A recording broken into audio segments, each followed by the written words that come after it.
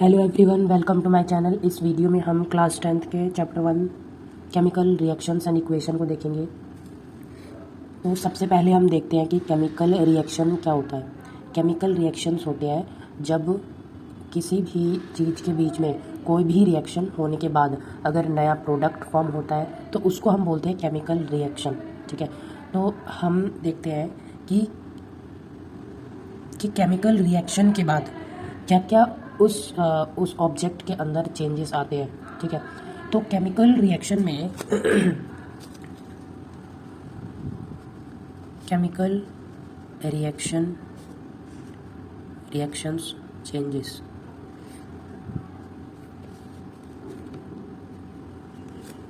Chemical reaction में changes, सबसे पहला पॉइंट है कि चेंज इन स्टेट, कि अगर केमिकल रिएक्शन होता है तो ऑब्जेक्ट का स्टेट जो है वो चेंज हो जाता है। ठीक है, दूसरा है चेंज इन कलर।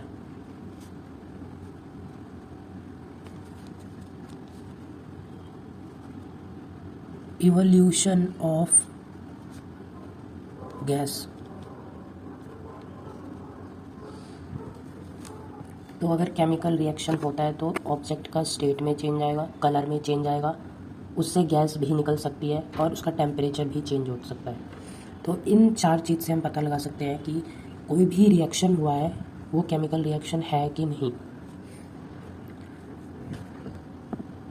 अब हम देखते हैं केमिकल इक्वेशन।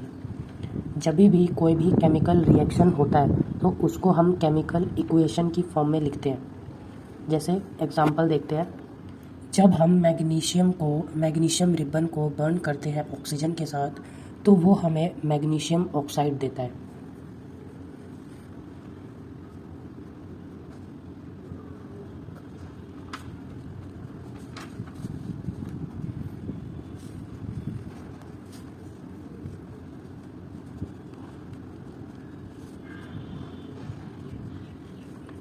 मैग्नीशियम को जब ऑक्सीजन के साथ रिएक्ट करवाते हैं तो मैग्नीशियम का ऑक्साइड देता है। हमने इसको एक इक्वेशन के फॉर्म में लिखा है, magnesium plus oxygen it gives magnesium oxide.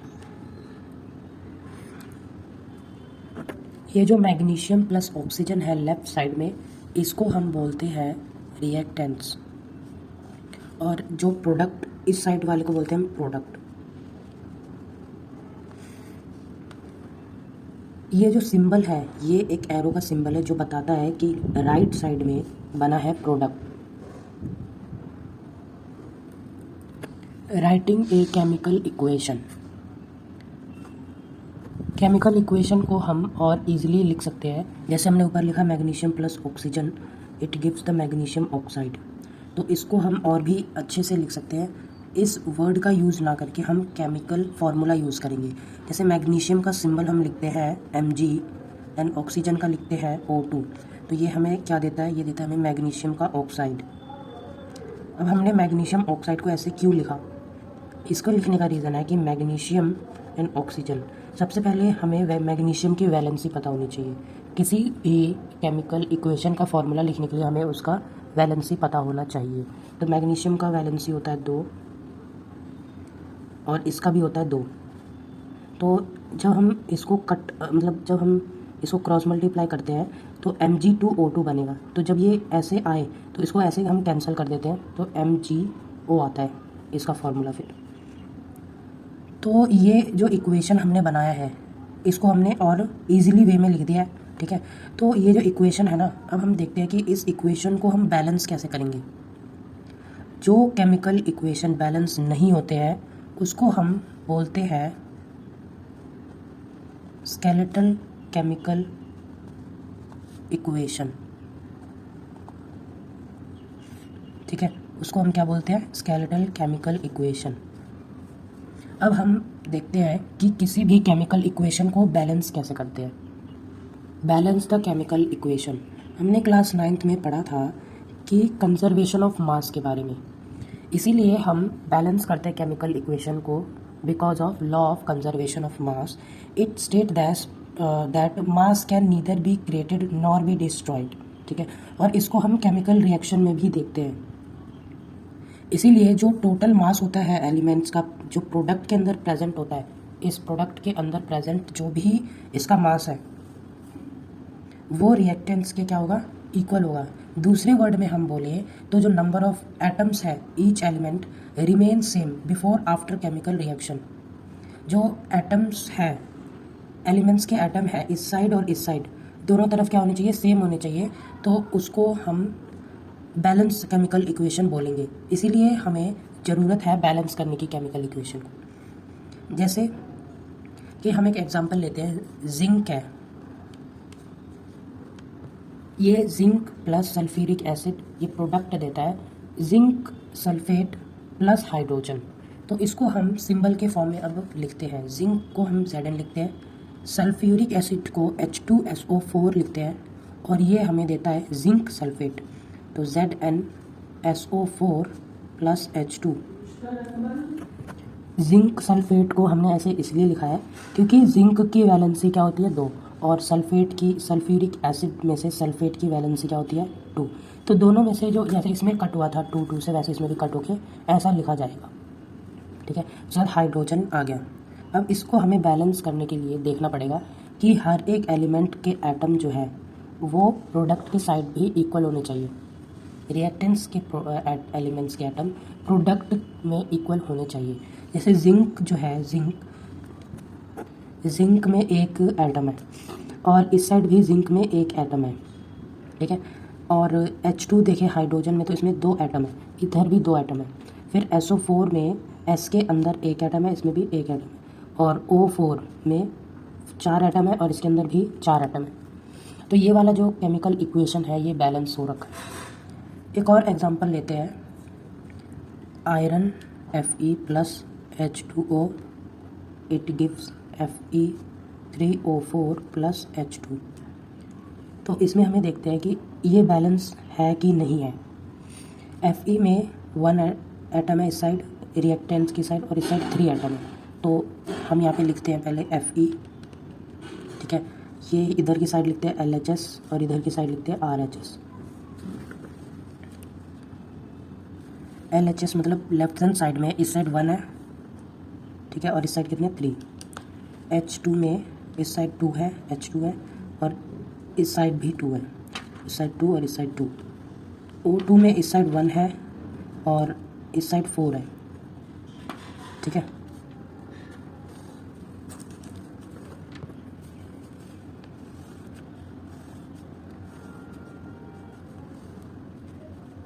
ये हो गया। अब सबसे पहले हमें इधर भी 3 करना होगा, इस साइड भी 4 करना होगा, ठीक है। तो सबसे पहले हमें क्या करना पड़ेगा, इसको अगर हम 3 से मल्टीप्लाई कर दें तो यहाँ पे ये दोनों 3 हो जाएंगे, ठीक है। और इधर अगर हम 4 से मल्टीप्लाई कर देंगे तो इस साइड भी 4 आ जाएगा। तो सबसे पहले इधर लिखते हैं 3, इधर भी 3 हो जाएगा, ठीक है। और उसके बाद इस साइड 3 हो गया, इस साइड भी 3 हो गया, इस साइड 4 लाना है। तो 4 लाने के लिए हम यहाँ पे 4 से मल्टीप्लाई कर देंगे तो यहाँ 4 हो गया, यहाँ पे भी 4 हो गया। लेकिन ये जो H2 है ये 8 हो जाएगा, ठीक है। तो 4 2 जा 8 हो जाएगा, ऐसे हम मल्टीप्लाई कर देंगे तो 4 2 जा 8 हो जाएगा। लेकिन इस साइड क्या है, 2 ही है, तो हम यहाँ पे भी क्या लिख देंगे, 4 लिख देंगे। तो ये क्या हो जाएगा, अब इस साइड भी 4 हो जाए, 8 हो जाएगा, ठीक है। तो ये वाला जो अब हमारा इक्वेशन है, केमिकल इक्वेशन, ये अब बैलेंस हो गया है, ठीक है। जब यहाँ पे 3Fe लिखा तो हमें ये जो कोफिशिएंट है Fe 3 जो है वो कोफिशिएंट ऑफ आयरन है, ठीक है, जिसको हम Fe सिंबल से रिप्रेजेंट करते हैं। हमें इसको इसी तरीके से लिखना है, हमें इसको ऐसे नहीं लिखना Fe और यहाँ पे 3 कर दिया, फिर ऐसे नहीं लिखना, ठीक है। जैसे H2O लिखा हमने, H2O, तो हमें 4 यहाँ पे लिखना है, यहाँ पे नहीं लिखना, इसका फॉर्मूला ही चेंज हो जाए, ठीक है। तो इस तरीके से क्या हो जाएगा, गलत हो जाएगा। हमें हमेशा एटम को यहाँ पे लिखना है, इस साइड, ठीक है, कोफिशिएंट के अंदर लिखना है। अब एक और बात है कि जब हमने केमिकल इक्वेशन लिखा तो उसके साथ वो किस स्टेट में प्रेजेंट है, कुछ किस स्थिति में प्रेजेंट है, तो उसको हमें लिखने के लिए हम कुछ सिंबल यूज़ करते हैं, GLAQS। G मतलब वो गैसेस स्टेट में है, L मतलब वो लिक्विड स्टेट में है, एक्वस मतलब वो वाटर में डिज़ोल्व है, वाटर में प्रेजेंट है, ठीक है। एंड ये S मतलब ये सॉलिड है। तो जब हम इसको लिखेंगे, इस वाले इक्वेशन को, तो इसका हम यूज़ कैसे करेंगे, ये जो FE है ये वाला, ये जो है ये सॉलिड स्टेट में, तो इसीलिए इसके साइड में ऐसे करके सॉलिड में लिख देंगे सॉलिड स्टेट। ये हम गैसेस स्टेट में, मतलब ये जो आयरन के ऊपर है ये स्टीम के रूप में जा रहा है आयरन के ऊपर, इसलिए गैसेस स्टेट में। उसके बाद ये वाला जो सॉलिड स्टेट में और ये वाला जो हाइड्रोजन ये गैसेस स्टेट में। तो इस तरीके से हम इसको लिख सकते हैं। जब प्लांट जो है वो कार्बन डाइऑक्साइड लेते हैं रूट से रूट से वाटर लेते हैं, कार्बन डाइऑक्साइड इन्वायरमेंट से लेते हैं, तो वो फूड कैसे बनाते हैं उसका ये केमिकल इक्वेशन है। ठीक है, तो इसमें हम देखते हैं कि ये किस स्टेट में, एक्वस स्टेट में है। ठीक है, ये जो है ये है लिक्विड स्टेट में है, ये वाला जो है वो ये एक्वस स्टेट में है, यहाँ पे लिखते हैं इसके साइड में। ऑक्सीजन जो है वो भी एक्वस स्टेट में है। ठीक है, एंड ये वाला जो है ये लिक्विड स्टेट में है। ठीक है, तो ये जो केमिकल इक्वेशन हुआ, तो ये कैसे हुआ, तो ये हुआ presence of sunlight and chlorophyll. तो उसको हम कहाँ पे लिखते हैं, वो हम एरो के ऊपर या नीचे लिख सकते हैं। ठीक है, तो यहाँ पे हम लिखेंगे सनलाइट एंड नीचे लिखेंगे क्लोरोफिल। इस तरीके से हम इसको यहाँ पे लिख सकते हैं। नेक्स्ट वीडियो में हम देखेंगे types of chemical equation 1.2, types of chemical reactions, ये देखेंगे। टाइप्स ऑफ केमिकल रिएक्शन को नेक्स्ट वीडियो में देखेंगे।